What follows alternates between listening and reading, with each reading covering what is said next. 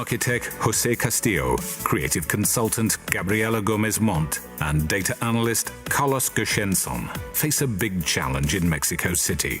The megacity is inhabited by 22 million people. Massive traffic takes its toll on the city. On their way to Santa Fe, a business district of the city, commuters spend an average of 3 hours in their cars each day. Infrastructural measures will not solve the problems in Santa Fe in the near future. Even if new roads were built, they would become congested immediately. Well, and here is team leader, architect, and city planner Jose Castillo.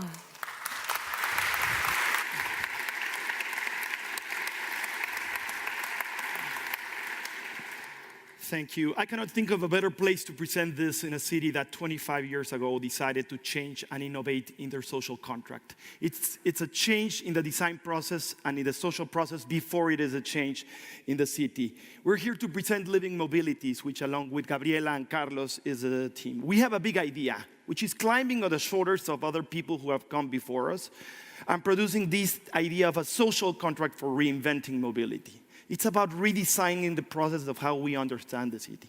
And we decided to test this, obviously, in Mexico City. In a way, Mexico City is the ultimate mega city. It is a city that grew from 300,000 people in 1900 to over 21 people currently, and extended over 1,500 square kilometers. In a way, anything that can happen in Mexico City will happen. Anything that can be solved in Mexico City could have ultimate relevance for what's happening in other places in the world. What's amazing is that the megacity is almost like a country, 25% of the country's output, but if Mexico City was a country, it would be larger than Austria. It's the 8th largest urban economy in the world. Everything comes in large amounts in Mexico. We need to build 50,000 units of housing every year. We have over 5 million vehicles moving around 10,000 kilometers of road surface, and we need to make 22 million trips a year. So this tyranny of the large number creates incredible challenges. People spend over 3 hours in average commuting, and some people spend over 30% of their income, which is crazy to put it in just in commuting.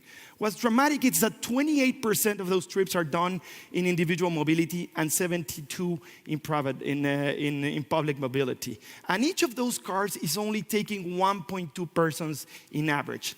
That 28% is creating a hassle for the rest of the city. As it has been mentioned, mobility has moved from pleasure to pain. And even it has transformed the city space in general. Just think that in the last 4 years, almost 42% of the total gross built area has been developed for parking. And that's due to regulations which are making really no sense. We believe it's not about car ownership, it's about how we use the car. People in Germany and Netherlands have more cars than Mexico, yet we have more congestion. We have 5 research questions. Can individual mobility fix the problems that individual mobility created? Can we go beyond optimization, moving from time, cost, security, and comfort to think that mobility can be pleasurable, leisurable, social, and create knowledge? Can individual mobility enhance and improve our experience of the city rather than isolate us from the city? Can data trigger a change in mobility culture? Can we invert the change so that 28% can become an asset for the city as a whole? That's where there's an advantage. So we can actually do like a cross-subsidy that 28% produces benefits for all. And finally, the idea that can inform cities and citizens change the quality of urban life. People will keep on moving to cities if there's a better quality of life. And that's where mobility becomes crucial. In a way, let me talk a little bit about big data. Everyone has been saying how big data is going to transform society in general. But there's a strange relationship between big data and cities, and especially with big data and megacities. Data has moved from nice to have to a must have. And there's many reasons for this.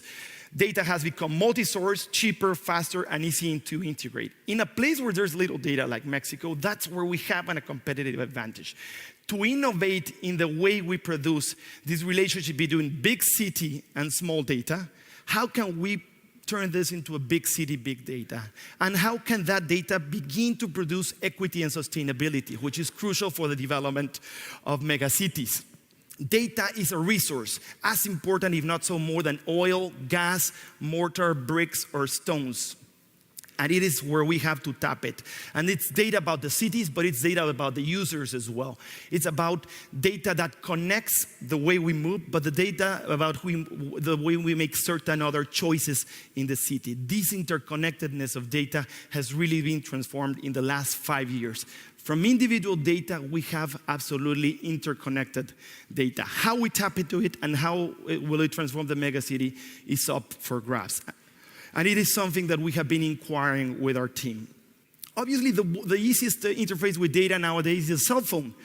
There's 100 million cell phones, half of them smartphones, but it is expected by the end of next year, 7 out of 10 will be smartphones. But the smartphone is not a device, it's just a device. We want to change from the device to space. And why space? Because the city is about space, and the car is about space. So we need to move from screen to space. Space enables things. Car is space, the city is about space, and space is a kind of luxury. We already know that there's technology to use the car as the data collators. There's a relationship between the car and the driver, which we all know.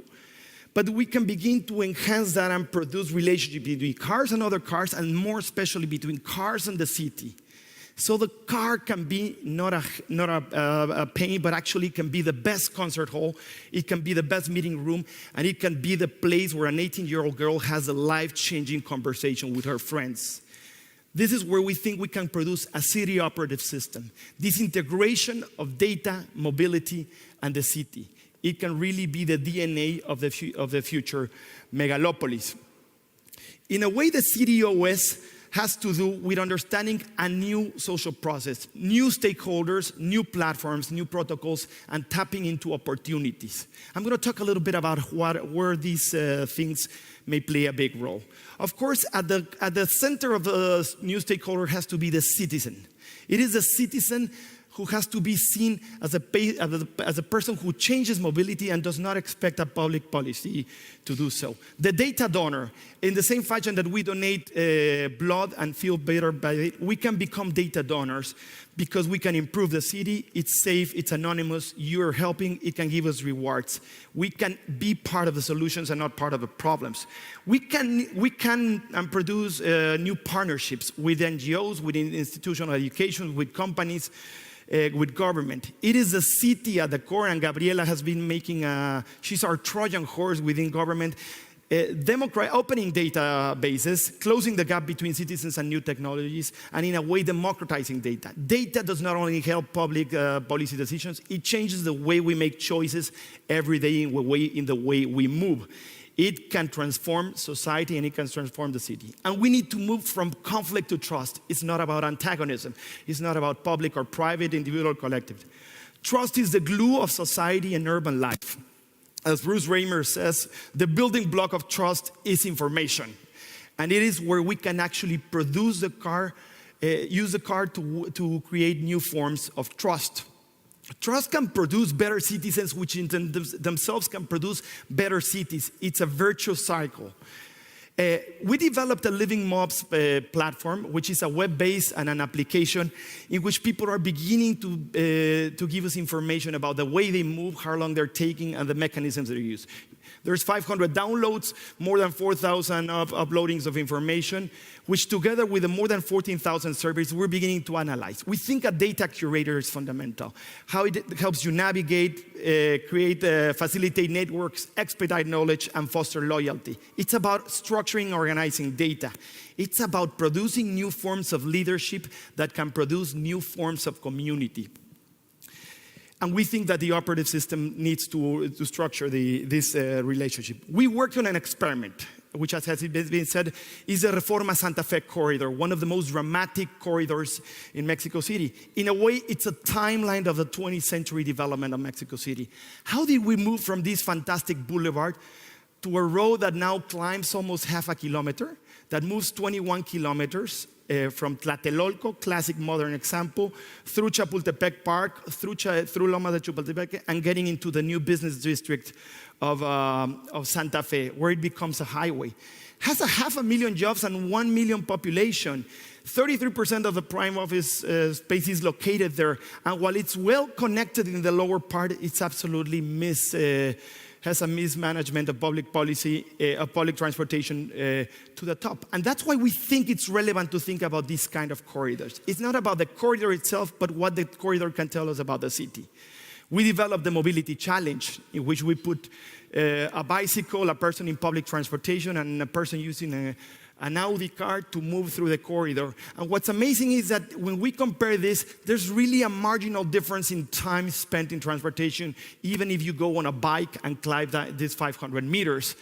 When you tell people that you can only, with 10 minutes more, you could be either doing exercise or reading, you certainly create the opportunity for choices. It is about the freedom to use individual mobility when you need it and the freedom to choose other opportunities. And this can transform the megacity.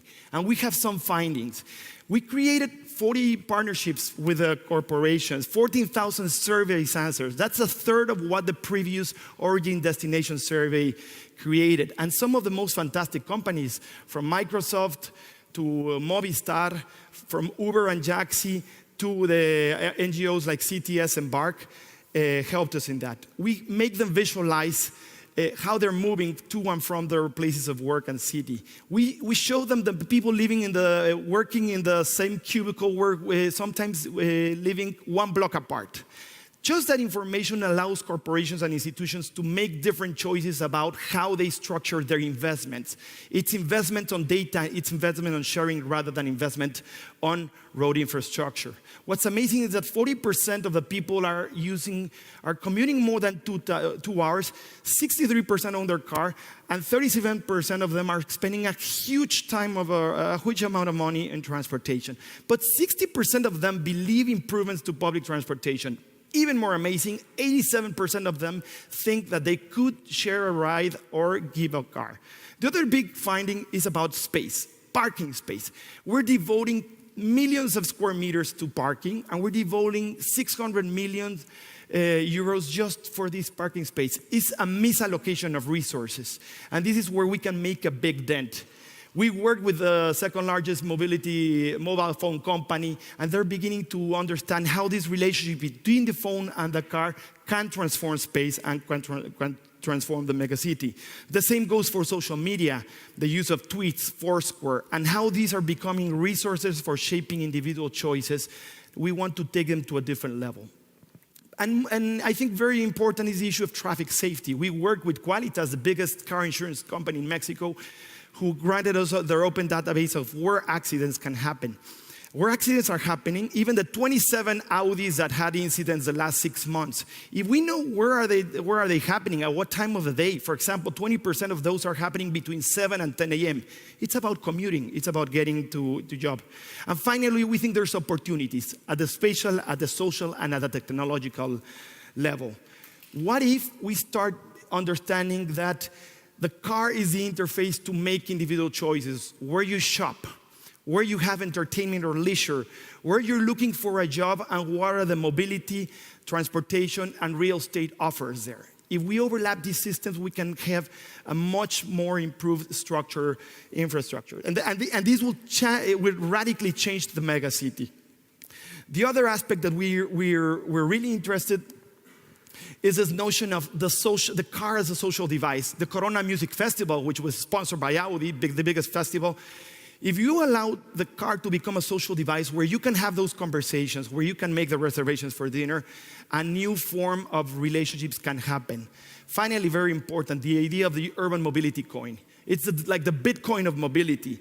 We can create a mob coin that it's a new currency for mobility in the city and can create a new market for trading and sharing the way you move.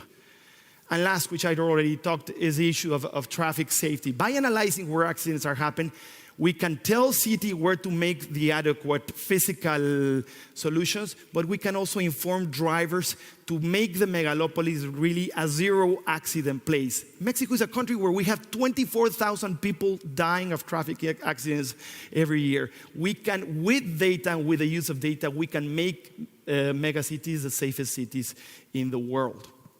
So, in a way, this is why we think we have to think global, we have to think about the issues, we have the opportunity to move local. This is nothing less than the total social, political, economic restructuring of the megacity. The city is not going to disappear. Mexico City is not going to shrink. What we can actually make is the possibilities to connect mobility to a different understanding of public life. Don Draper from Mad Men likes to say, if you don't like what they're talking about, change the conversation. Well, I think this is the beginning of changing the conversation between mobility and megacities. Thank you very much.